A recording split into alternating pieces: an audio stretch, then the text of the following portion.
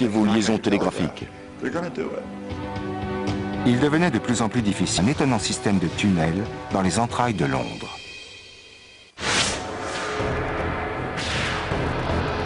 Ce réseau souterrain existe toujours. Il est opérationnel et relève encore aujourd'hui du secret d'État. Il a été mis en place pour faire face au bombardement de l'aviation allemande qui menaçait d'anéantir le système de communication des Britanniques. Les Allemands ne cherchaient pas seulement à faire un maximum de victimes et à terroriser la population. Ils voulaient également détruire le centre de commandement et les nœuds de communication qui reliaient Londres au reste du monde. Dans ces conditions, il fallait non seulement que la population tienne le coup et que Churchill reste en vie, mais également que le système de communication soit préservé. Si Hitler parvenait à interrompre les liaisons téléphoniques, télégraphiques et radiophoniques des Britanniques, Churchill serait coupé du monde. Les communications de Londres devaient être protégées à tout prix.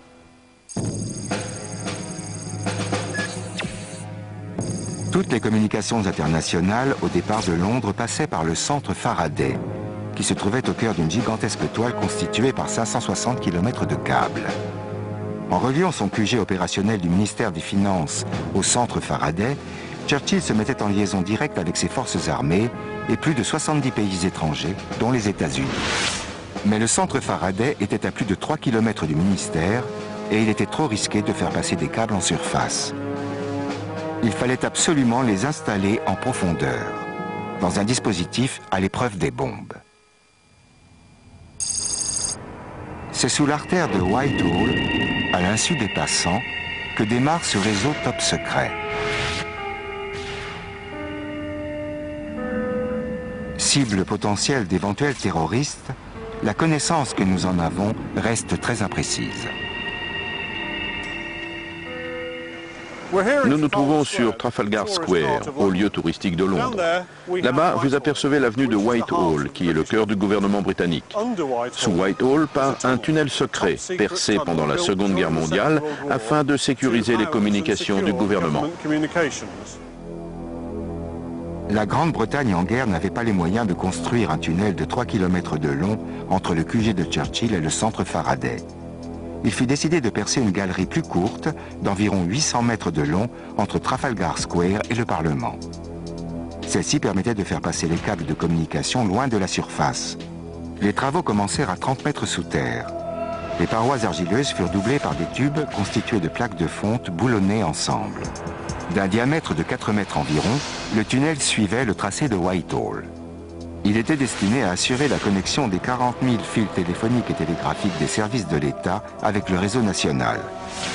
Le chantier démarra à la fin de l'année 1939. Ouvriers et ingénieurs terminèrent l'ouvrage en 18 mois.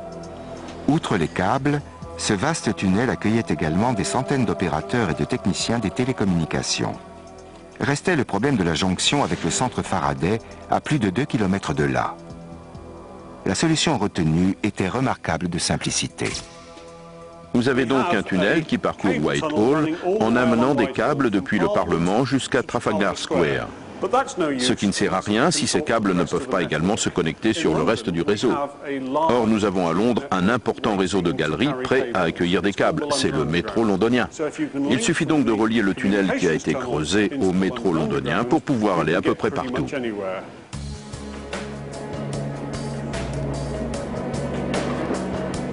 Les tunnels du métro de Londres constituaient un moyen idéal de raccorder au monde extérieur le réseau de communication du gouvernement.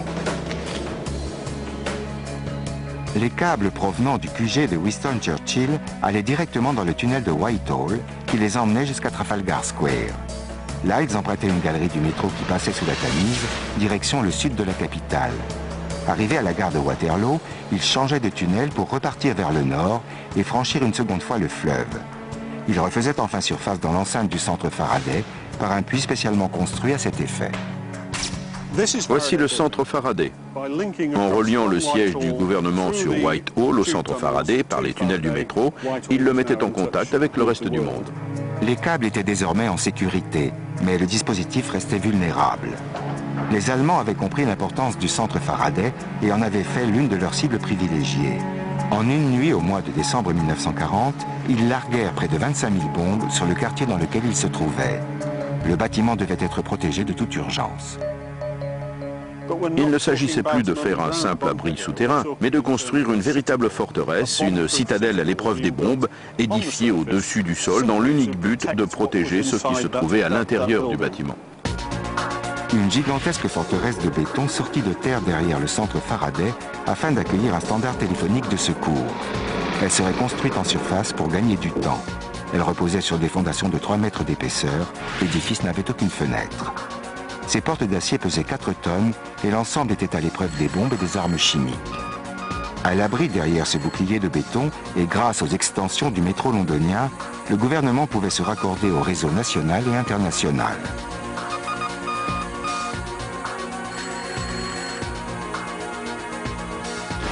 Le tunnel de Whitehall et la citadelle de Faraday permirent à Churchill de continuer à communiquer avec le monde. Ce qui était d'autant plus important que la Grande-Bretagne avait désormais de nouveaux alliés en la personne de la Russie et des États-Unis. Mais l'arrivée de troupes américaines à Londres allait poser de nouveaux problèmes de sécurité. En 1942, le président Roosevelt expédie à Londres le commandant en chef de son armée, l'homme qui va diriger les forces alliées dans la reconquête de l'Europe, le général Dwight Eisenhower. Or, Londres, à l'époque, est l'un des endroits les plus dangereux de la planète. Comment assurer la sécurité du général?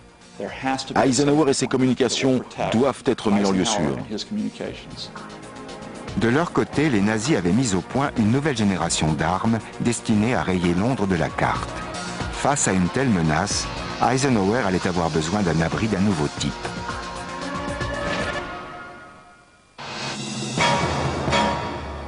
En plein centre de Londres se cache le plus profond bunker souterrain construit en Grande-Bretagne pendant la Seconde Guerre mondiale.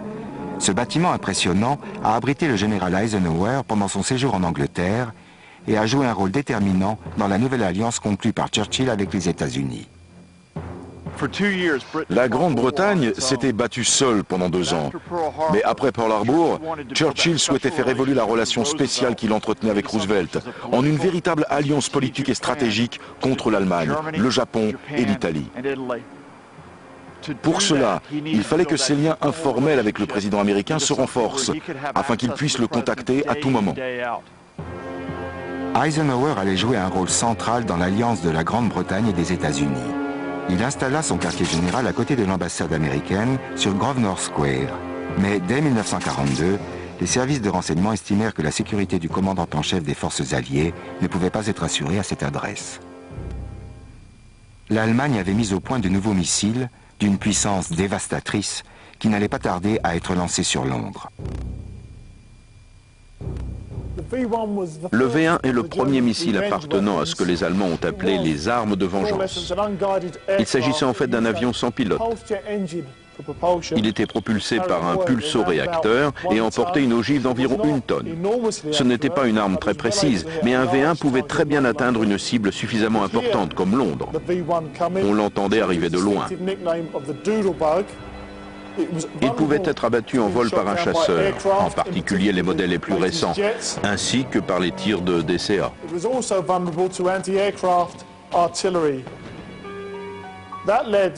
Ces défauts ont précipité la naissance du V2, qui est un peu son grand frère.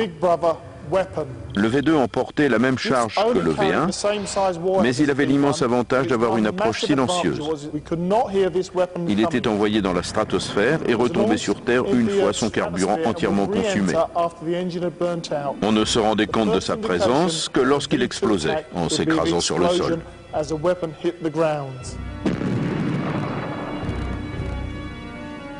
La puissance de ces nouveaux missiles inquiétait beaucoup les ingénieurs britanniques qui craignaient que les abris souterrains londoniens ne résistent pas à leurs assauts.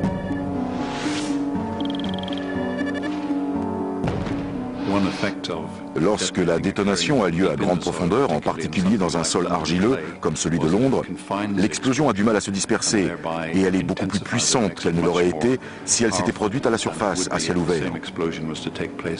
L'énergie, l'onde de choc dégagée se déplace vers la périphérie à une vitesse supersonique. Dans un sens, on peut dire que Londres collaborait à sa propre destruction, dans la mesure où la capitale britannique était construite sur un sol facilitant la pénétration des bombes et transmettant parfaitement les ondes provoquées par leur explosion. Menacé par les nouvelles armes des nazis, le général Eisenhower fut installé dans un bunker très profond d'un concept entièrement nouveau. Nous sommes aujourd'hui autorisés à révéler les secrets de la construction de cet abri hors norme. S'inspirant d'un projet d'avant-guerre qui prévoyait d'agrandir une station de métro voisine de l'ambassade américaine, une équipe d'ingénieurs conçut un abri tubulaire en se servant des techniques de forage de tunnels existantes. À partir de 2 bâtiments en parpaing, 2 puits parallèles furent creusés à la main dans le sol argileux de la capitale britannique jusqu'à 40 mètres de profondeur. Des galeries d'accès horizontales de moindre diamètre furent ensuite percées pour permettre l'accès à 2 vastes tunnels de plus de 5 mètres de largeur. Là encore, tous les travaux d'excavation furent menés manuellement. Les 2 grands tunnels allaient constituer le cœur de l'abri. Divisés en 2 niveaux, ils pouvaient accueillir jusqu'à 8000 personnes. Eisenhower prit possession des lieux à la fin de l'année 1942. Plus de 60 ans plus tard, l'accès à l'abri reste interdit. C'est aujourd'hui l'endroit le plus sûr de Londres pour entreposer des documents confidentiels. Rien n'a changé ici depuis le départ de Dwight Eisenhower. Cet ascenseur a été installé sur l'ordre de Dwight Eisenhower. C'est dans ce bunker londonien qu'il s'était réfugié pour diriger les opérations des forces alliées.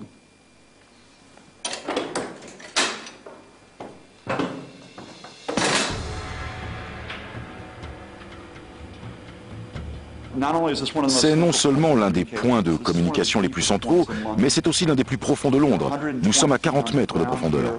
Les gens qui travaillaient ici ne pouvaient être ni tués ni capturés.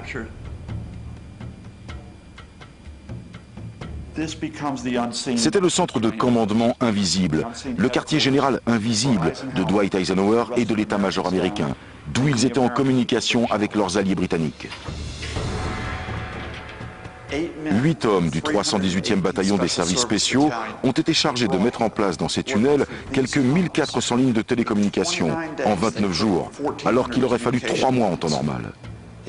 Ces 8 hommes ont mis en place les liaisons vitales qui permettaient à Eisenhower d'être en contact avec Churchill et Roosevelt, et donc de définir la stratégie de la victoire. Eisenhower fit installer un système de brouillage des voix baptisé Six Alley pour empêcher l'ennemi d'écouter les conversations téléphoniques hautement confidentielles qui transitaient par son centre de commandement. Une ligne reliée à la Maison-Blanche permettait au président Roosevelt de s'entretenir directement avec Churchill. Celle-ci aboutissait dans un local censé abriter le cabinet de toilette privé du Premier ministre britannique. Le bunker d'Eisenhower permettait ainsi aux 2 chefs alliés de se parler au quotidien sans crainte d'être écoutés. Ce tunnel était au centre de la stratégie déployée en sous-main par les Alliés pour gagner la guerre. Depuis son bunker, Eisenhower orchestra la riposte contre l'agression nazie.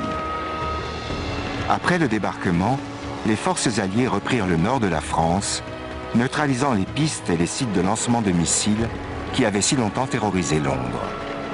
Retranché dans un monde souterrain, Churchill avait sauvé la Grande-Bretagne et avait, aux côtés du général Eisenhower, mené les Alliés à la victoire en Europe.